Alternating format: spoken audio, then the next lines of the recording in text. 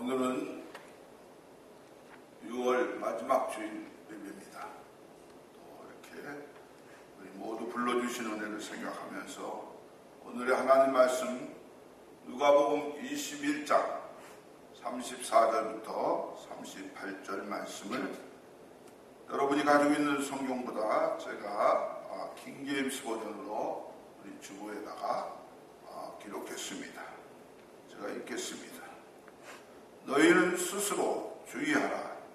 그렇지 않으면 언제라도 너희 마음이 과식과 술 취함과 이 세상 삶의 염려로 무겁게 되어 그날이 알지 못하게 너희에게 임할까 염려하오니 그날이 온 지면에 거하는 모든 사람에게 올무같이 임하니라. 그러므로 너희가 앞으로 일어날 이 모든 일에 피하고 사람의 아들 앞에 서기에 합당한 자로 여겨지도록 항상 기도하며 깨어있으라 하시니라.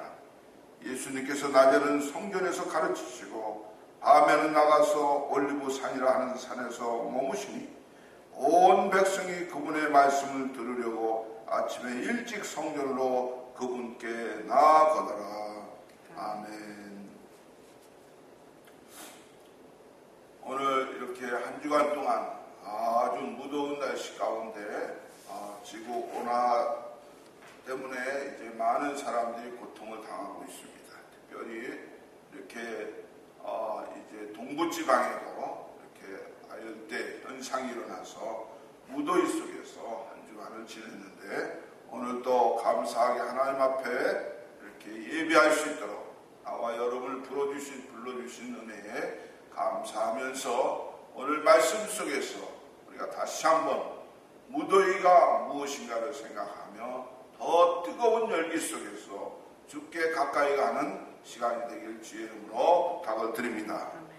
이제 정말 밤에도 얼마나 이렇게 뜨거운 이 아스팔트의 열기를 통해서 이제 무더운 것을 확인할 수 있습니다. 또 한국은 가뭄으로 이제 말라 비틀어져서 땅이 갈라지고 무너지고 또 어제는 바다의 물고기들이 다 떼죽음으로 죽어서 이제 타서 올라온 것을 보고 사람들이 정말 이 시대가 어떻게 돼가는가 깜짝 놀라는 시대 속에 이렇게 가뭄의 극심함 속에서 고통당하는 것을 볼 때 우리가 한민족 한동포로서 우리 한국 땅을 위해서 그것을 향해서 우리는 기도할 시간이 오늘이 아닌가 생각이 듭니다.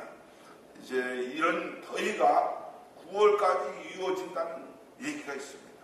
이제 6월인데 7, 8, 9 언제까지 우리는 기간을 약속할 수 없습니다. 하나님의 이제 인도하심에 하나님의 계획 속에 하나님의 역사 속에 이루어지는 일이기 때문에 우리는 내일 하루의 앞을 바라볼 수 없다는 사실을 기억해야 될 줄 믿습니다. 지구촌이 이렇게 이상기온으로 아주 몸살을 앓고 있습니다. 과거에 미국도 서부에서 더위로 인해서 이제 164명이라는 이제 사상자를 낸 적도 있습니다.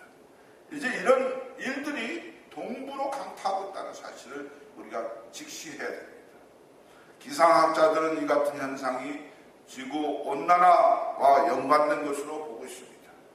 앞으로 더욱 폭염이 발생한다는 것을 생각할 수 있습니다. 저는 어제 잠깐 뉴스를 통해서 이제 알래스카의 얼음 덩어리가 다 무너지는 장면을 봤습니다.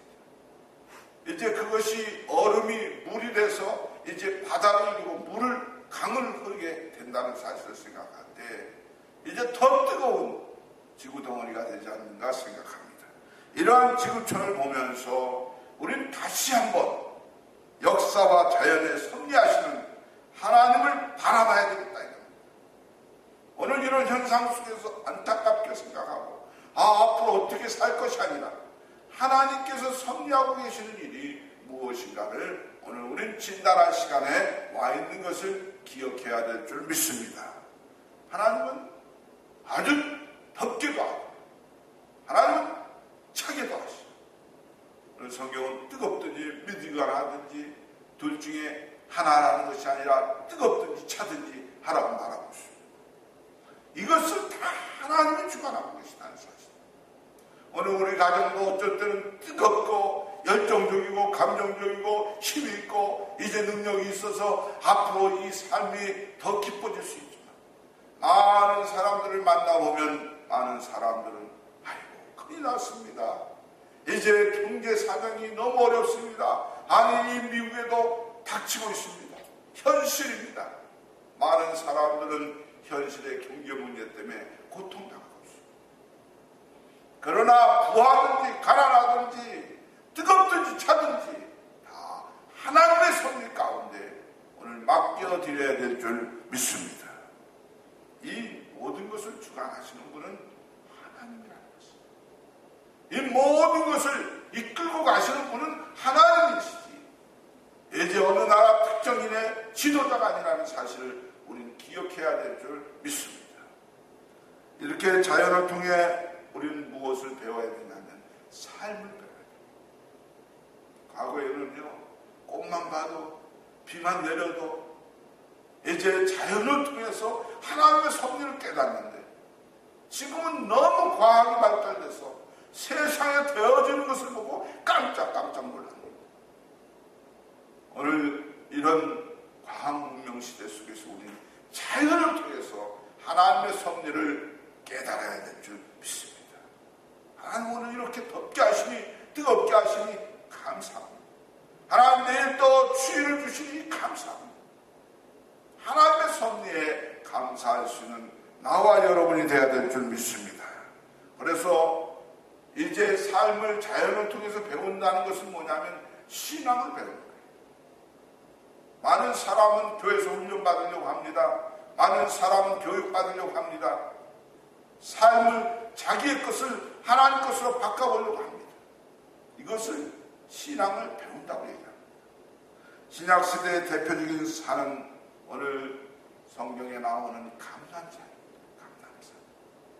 감람산 하면 무엇이 떠오르는가? 어떤 의미를 주고 있는가? 오늘 우리는 생각해야 될 줄 믿습니다. 오늘 여기 본문 21장 34절에 보니까 이제 개역성경은 있습니다. 너희는 스스로 조심하라. 그렇지 않으면 방탕함과 술 취함과 생활의 염려로 마음이 둔하여지고 뜻밖의 그날이 덫과 같이 너희에게 임하니라. 이렇게 얘기합니다. 이제 염려함으로 무엇 때문에? 생활 때문에. 오늘 이런 염려 속에서 오늘 예수를 찾아야 될 줄 믿습니다. 그래서 제가 첫 번째 드리고자 하는 말씀은 이제 감람산은 거의 다 예수님과 관련된 곳입니다. 또 예수님을 이제 빼면 감람산은 의미가 없습니다. 이것은 먼저 예수님의 재림에 대한 표적과 징조를 설교하신 것으로 유명한 것이 감람산입니다. 이곳은 예수님은 십자가를 지시기 전에 나귀를 타고 이제 예루살렘으로 입성하실 때 들리신 곳이 감람산입니다. 마지막 성찬하시고 기도하면서 가시는 곳이 바로 이 장소입니다. 여기에서 로마 병정에게 잡히던 것도 바로 감람산입니다. 이것은 주님이 제자들에게 바로 사명을 주신 것입니다. 또 그곳에서 우리 주님께서 하늘로 승천하는 것이 감람산입니다. 특별히 우리 이 카멜처치는 이제 갈멜산 이제 산상에 있는 것처럼 이제 귀한 이제 뜻을 가지고 있습니다. 오늘 이곳에서 갈멜산에서 카멜에서 우리는 예수를 만나야 될 줄 믿습니다. 예수 밖에는 이곳에 아무것도 필요하지 않다는 사실을 우리는 기억해야 될 줄 믿습니다. 그래서 오늘 본문은 예수님이 머무실 때에는 매일 감람산에 올라가셨다. 과거에는 우리가 교회에 정말 주님이 계신 것 같고 주님이 함께하는 것 같고 우리 하루라도 교회를 들르지 않으면 마음에 껄껄함을 가지고 살았습니다. 근데 요사이는 너무 생활이 바쁘니까 교회를 등지고 살아가는 일들이 얼마나 많은 줄 모릅니다. 오늘 우리는 이 카멜을 중심으로 해서 우리 영광교회를 중심으로 해서 주님 만나는 이곳이 바로 주님이 임재하는 곳이라는 사실을 기억해야 될 줄 믿습니다. 그래서 이곳은 주님만 찾는 곳이 되어야 될 줄 믿습니다. 숫자가 중요합니다. 물질이 중요합니다. 교회 이끌고 가는 것도 중요하지만 우리 영광교회는 주님만 찾는 곳으로 변화되어야 될 줄 믿습니다. 주님만이 이곳에 계시다는 사실을 기억해야 될 줄 믿습니다. 그래서 신앙생활은 날마다 순간순간마다 예수를 생각하고 또 묵상하고 기억하고 사는 것을 의미합니다. 신앙생활은 다른 게 아닙니다. 예수를 생각하고 예수를 묵상하고 예수를 기억하는 삶이 신앙생활입니다. 왜 예수를 생각하면 뭐가 납니까?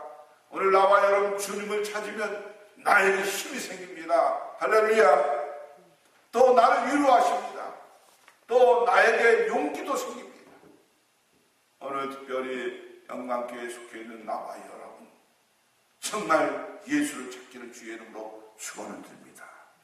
예수를 이제 찾을 때 이 일에 실패했고 실망하지 않고 또 성공에 기뻐하지 않고 예수를 생각하면 나는 영원한 승리자가 될 수 있는 줄 믿으시기 바랍니다. 그래서 우리가 예수 생각하면 슬퍼지지 않습니다. 이제 남의 부유함도 부럽지 않습니다. 주님만 함께 하시면 아무것도 꺼리낌이 없습니다. 다시 말하면 예수 생각하면 오뚜기처럼 일어날 수 있다는 사실입니다. 이런 예수님이 늘 나와 동행하고 함께 하시다는 사실을 기억하고 오늘 어떤 무더위가 찾아와도 어떤 어려움이 찾아오더라도 어떤 환경의 변화가 올지라도 나와 여러분 예수를 생각해서 오뚜기같이 일어나는 인생들이 되길 주의 이름으로 축원을 드립니다. 할렐루야. 오늘 본문 22장 39절 이제 한 절을 읽겠습니다. 22장으로 넘어가서 39절에 보니까 예수께서 나가사 습간을 쫓아 감람산에 가심에 제자들도 쫓았더니 여기 보니까 어떻게 씁니까? 습관적으로. 오늘 나와 여러분 이제 습관적으로 주님을 만나기 위해서 교회로 찾아와야 될 줄 믿습니다. 오늘 습관적으로 감람산에 갔다고 그러는데 여기 이제 22장 44절을 한번 다시 또 봅니다. 시작. 예수께서 힘쓰고 애써 더욱 간절히 기도하시니 땀이 땅에 떨어지는 핏방울같이 되더라. 오늘 많은 사람이 기도할 때 땀방울이 핏방울이 되게 해달라고 기도합니다. 오늘 간절한 주님의 기도를 강조하고 있다는 사실입니다. 기도는 간절해야 됩니다. 엘리야처럼 주님처럼 간절하게 기도할 수 있는 나와 여러분이 되어야 될 줄 믿습니다. 하나님 우리 가정이 복되게 하여 주시옵소서. 하나님 우리 영광교회가 뜨거워지게 하여 주시옵소서. 우리 민족이 하나 되게 하여 주시옵소서. 이런 뜨거운 열정의 기도를 요구하고 있다.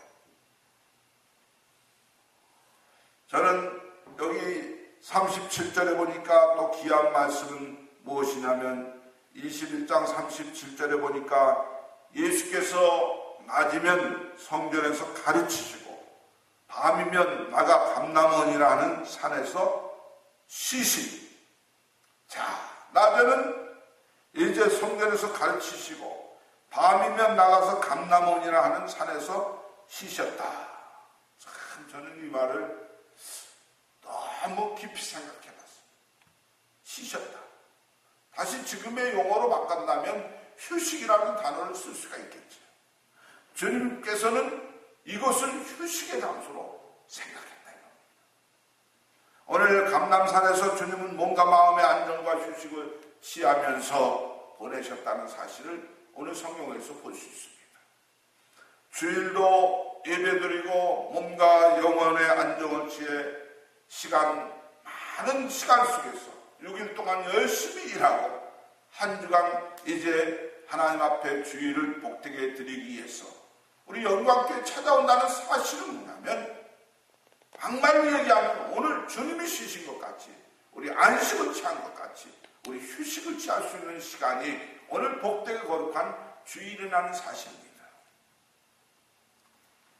다시 말하면 새로운 시작, 한 주간을 시작하기 위해서 휴식을 취하고 새로운 일을 준비하고 있다는 사실을 나와 여러분이 기억해야 될 줄 믿습니다.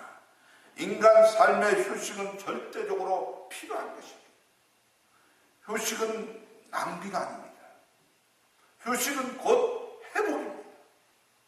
많은 사람은 열정적으로, 감정적으로 뜨겁게 주일을 하고 세상 일을 하다가 자기 몸이 망가진 것도 모르고 계속 전진한다. 짧은 생을 마치는 사람들이 얼마나 많은지 모릅니다. 우리 주님은 낮에 가르치시고 밤에 감난산에 올라가셔서 휴식을 취했던 것 같이, 나와 여러분이 이렇게 복된 성의를 주신 걸 감사하고 거룩한 예배로 주일을 준비하고 예배하는 나와 여러분이 돼야 될 줄 믿습니다.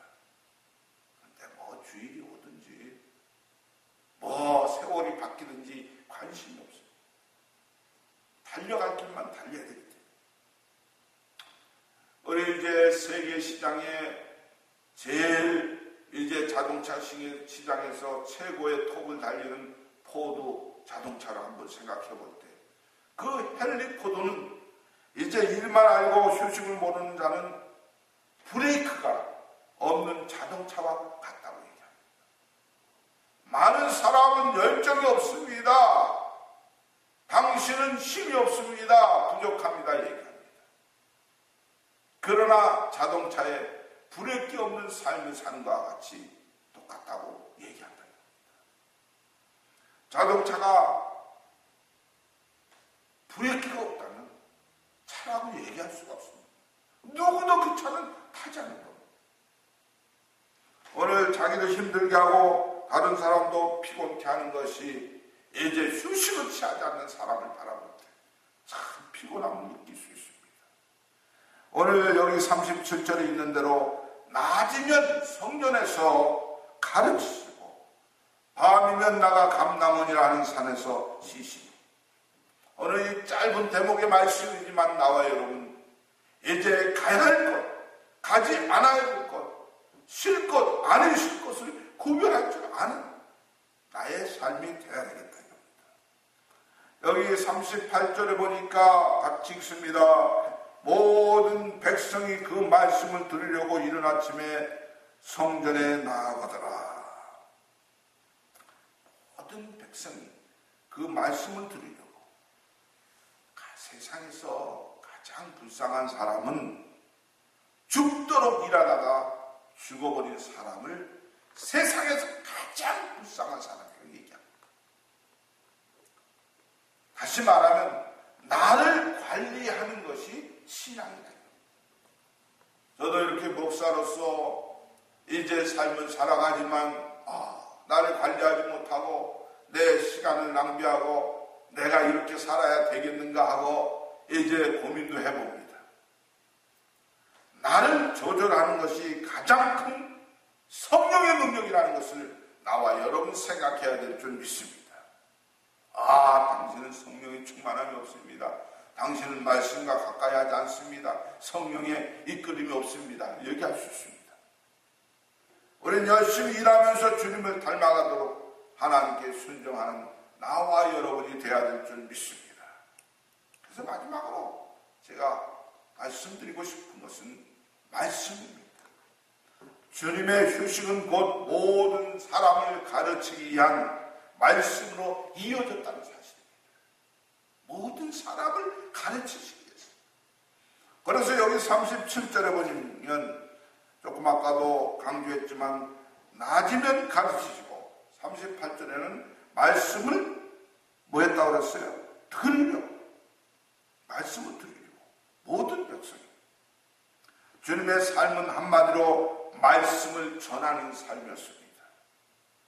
말씀의 힘이 다시 말하면 소경도 고치고 다시 말하면 안진병도 일으키고 다시 말하면 바다도 것은 말씀을 하셨다는 사실을 기억할 수 있습니다. 여기 34절에 보니까 너희는 스스로 조심해라. 사람들이 자동차를 몰 때는 참 조심합니다. 좌우를 살핍니다. 근데 여기 34절에 두 가지를 명령하시는데 스스로 조심해라. 첫 번째 스스로 조심하라 이렇게 얘기하는데 36절에 보니까 이러므로 너희는 장차 올 이 모든 일을 능히 피하고 인자 앞에 서도록 항상 기도하며 깨어있어라. 오늘 이 두 절 속에서 두 가지를 주님께서 명령을 하십니다. 조심하라. 다시 말하면 조심하라는 것은 방심하면 넘어진다는 겁니다. 방심하면 교통사고로 남과 부딪히고 만다는 겁니다. 조심하지 않으면 내 영혼이 마귀에 발이 되고 만다는 사실을 우리가 여기서 찾을 수 있습니다. 그래서 교만하면 멸망 속에 빠지고 하는 겁니다.